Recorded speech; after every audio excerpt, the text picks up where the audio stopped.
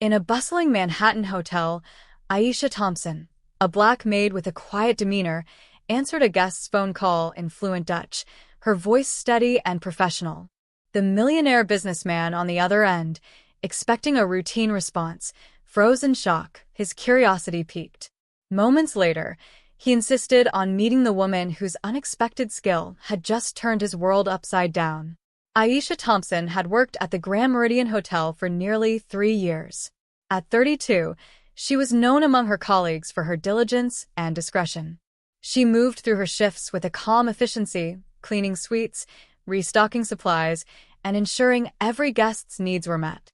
Born in Brooklyn to Jamaican parents, Aisha had grown up in a modest household where hard work was a necessity, not a choice. Her life was one of routine, but beneath her unassuming exterior lay a depth few ever noticed. That morning, Aisha was assigned to the executive floor, where the hotel's wealthiest guests stayed. It was a typical Tuesday, with the usual flurry of check-ins and check-outs.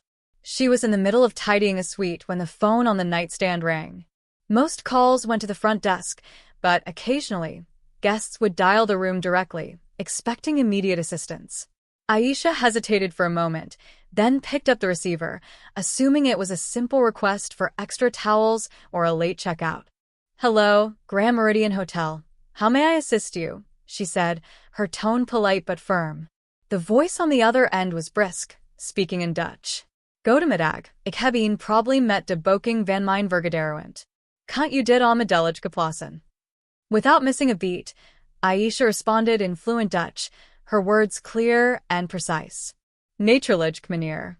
Kunt u met uw naam en boekingsnummer geven, dan zal ik het direct nakijken."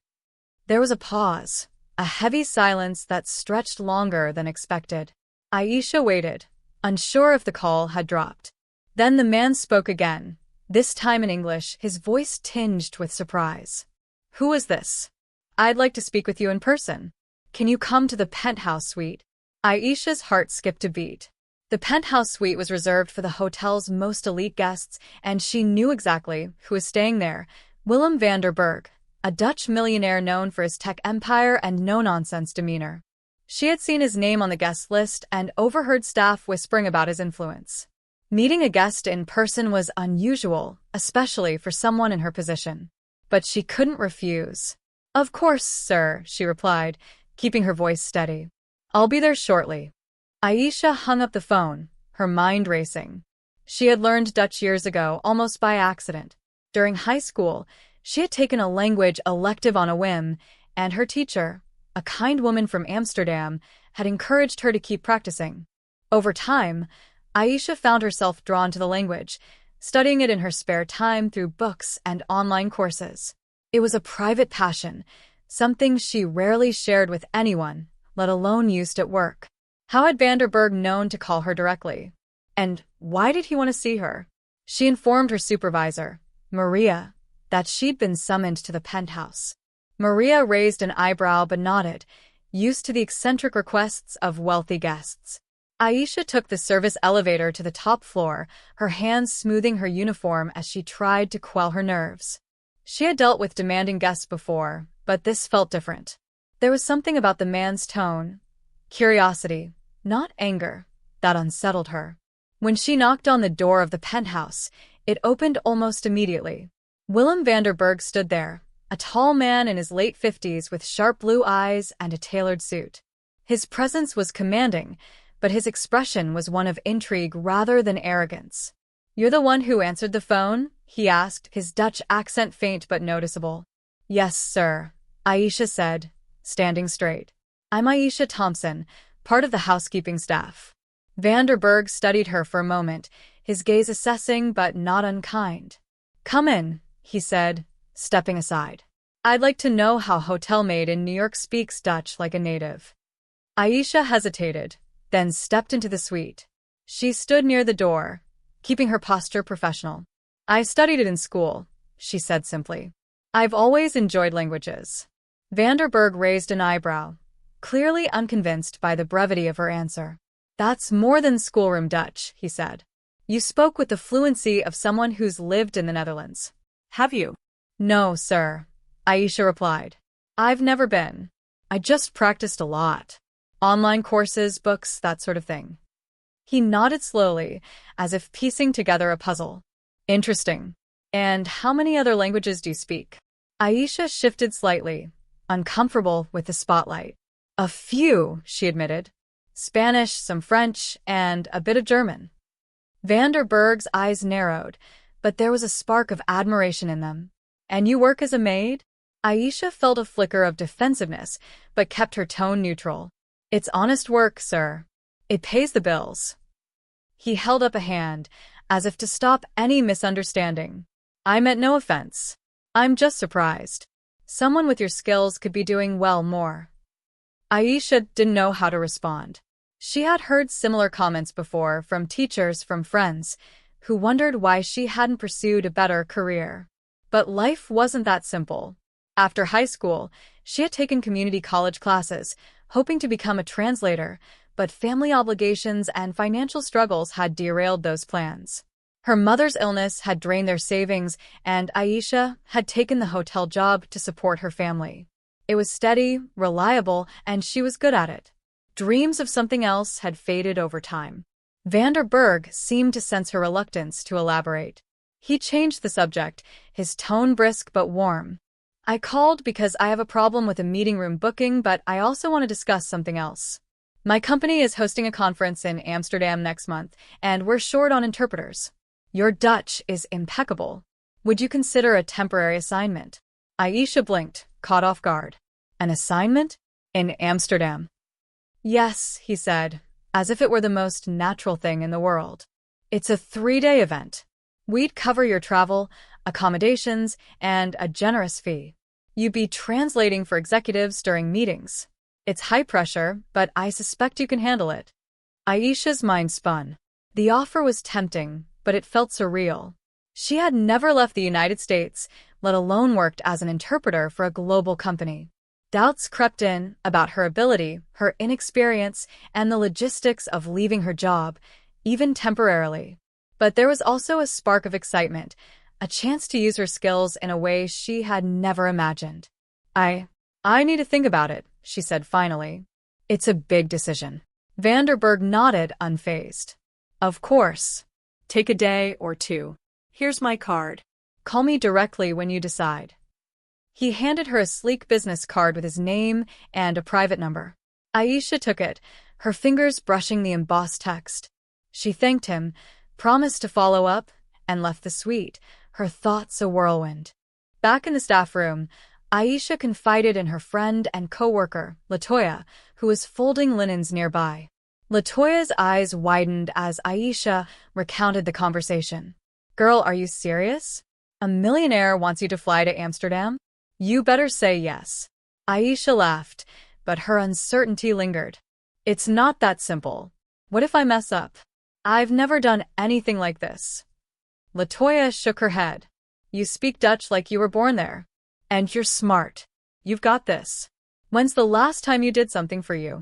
The question hit Aisha hard. Her life had been about survival, taking care of her mother, helping her younger brother through school, keeping the bills paid. The idea of doing something for herself felt foreign, almost selfish. But as she turned Vanderberg's card over in her hands, she felt a pull toward the unknown. That evening, Aisha sat in her small Brooklyn apartment, staring at the card. She called her mother, who was now in remission and living with Aisha's aunt. You've always been good with words, her mother said. This could be your chance, Aisha. Don't let fear stop you. Encouraged, Aisha researched Vanderberg's company, VDB Tech Solutions. It was a powerhouse in the tech world, with offices in Europe, Asia, and North America. The conference in Amsterdam was a major event, drawing executives from across the globe. The more she read, the more she realized the scale of the opportunity and the pressure. The next day, Aisha called Vanderberg and accepted the assignment. He sounded pleased but unsurprised, as if he had expected her to say yes. Excellent, he said. My assistant will send you the details. We'll arrange everything. Over the next few weeks, Aisha prepared meticulously. She brushed up on her Dutch, focusing on business terminology, and studied the conference agenda. The hotel granted her a short leave of absence, thanks to Maria's advocacy. Aisha's excitement grew, but so did her nerves. She was stepping into a world far removed from her own, and she couldn't shake the feeling that she didn't belong. When the day of the trip arrived, Aisha boarded a flight to Amsterdam, her first time on an international flight. The business class seat felt like a luxury she didn't deserve, but she pushed the thought aside. At Schiphol Airport, a driver holding a sign with her name escorted her to a sleek black car. The hotel in Amsterdam was even grander than the Grand Meridian, with chandeliers and marble floors that made her feel out of place. The conference was a whirlwind. Aisha worked long hours, translating for executives during meetings and panels. Her fluency impressed the attendees, and she quickly earned their respect. Vanderberg checked in with her daily, offering guidance and encouragement. "You're doing better than I expected," he said after the first day, a rare smile breaking through his serious demeanor. But the job wasn't without challenges. Some executives spoke rapidly, using jargon Aisha had to decipher on the spot. Others were impatient, expecting perfection. Aisha pushed through, relying on her quick thinking and years of practice. By the end of the 3 days, she was exhausted but proud. She had held her own in a high-stakes environment, and the experience had awakened something in her, a hunger for more. On the final day, Vanderberg invited Aisha to a private dinner to thank her for her work. Over plates of poffertjes and glasses of wine, he made her another offer, a permanent position with his company as a translator and cultural liaison, based in New York but with frequent travel. The salary was more than she had ever earned, and the role would use her skills to their fullest. Aisha returned to New York with a decision to make. The hotel job was familiar, safe.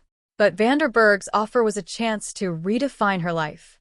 She thought of her mother's words, of Latoya's encouragement, and of the confidence she had gained in Amsterdam. After days of reflection, she called Vanderberg and accepted the position. In the months that followed, Aisha transitioned into her new role. She traveled to London, Tokyo, and Berlin, translating for VB Tech Solutions and building a reputation for her skill and poise. Her colleagues at the hotel threw her a farewell party, with Latoya joking that she was too fancy for us now. But Aisha never forgot where she came from. She used her new income to help her family, setting up a college fund for her brother and ensuring her mother's medical bills were covered. Years later, Aisha would look back on that phone call in the hotel suite as the moment her life changed. A chance conversation, a skill she had nurtured quietly, had opened a door she never knew existed. Willem Vanderberg, now a mentor and friend, often reminded her of that day, saying, "You were always more than you realized. I just gave you a chance to prove it."